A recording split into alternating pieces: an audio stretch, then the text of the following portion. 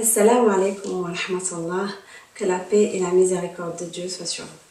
Dans cette série de partage de moments qui nous ont touchés, je suis heureuse de partager avec vous un verset du Coran qui m'a particulièrement touchée. Ce verset est le verset 40 de Surat Al-Ahzab, les coalisés, qui est la sourate numéro 33. Allah subhanahu wa ta'ala nous dit ما كان محمد أبا أحد من رجالكم ولكن رسول الله وخاتم النبيين وكان الله بكل شيء عليما. Mohammed n'a jamais été le père de l'un de vos hommes, mais il est le messager d'Allah et le dernier des prophètes. Et Allah est omniscient. Ce verset, pour être honnête avec vous, m'a donné des frissons à plusieurs degrés. La première des raisons est que lorsqu'on est un être humain et qu'on reçoit de la part du Tout-Puissant un message comme celui-ci qui rappelle la place particulière qu'a le prophète sallam auprès d'Allah, et on a élevé ta place auprès de nous, Habib Allah le bien-aimé. Et puis la deuxième des raisons est le contexte de l'époque. Les Arabes pensaient que avoir un fils était la garantie que notre nom soit porté après la mort et d'avoir une postérité.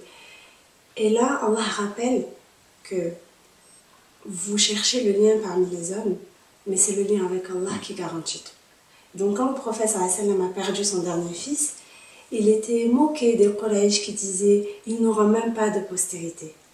Et aujourd'hui, Allah qui lui dit dans ce message « oui, tu es l'homme, tu es le père d'aucun homme parmi eux, mais tu es mon messager, tu es le dernier de mes prophètes, tu es mon dernier des prophètes. » Et il n'y a pas un nom aujourd'hui sur cette planète qui soit autant prononcé que le nom du prophète Mohammed sallallahu alayhi wa sallam. Dans chaque Eden qui retentit dans le monde, dans chaque prière où la shahada est prononcée, son nom est prononcé.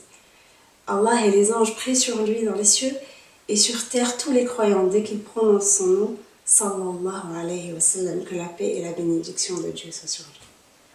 Je voudrais terminer en ce mois de Ramadan avec un conseil mutuel. Lisons encore plus le Coran à la rencontre de ces moments-là de sagesse et d'enseignement. Le prophète sallallahu alayhi wa sallam a dit « Lisez le Coran, le jour de la résurrection, il intercédera pour celui qui le récite. » Merci de m'avoir écouté. Puisse Allah prendre soin de vous.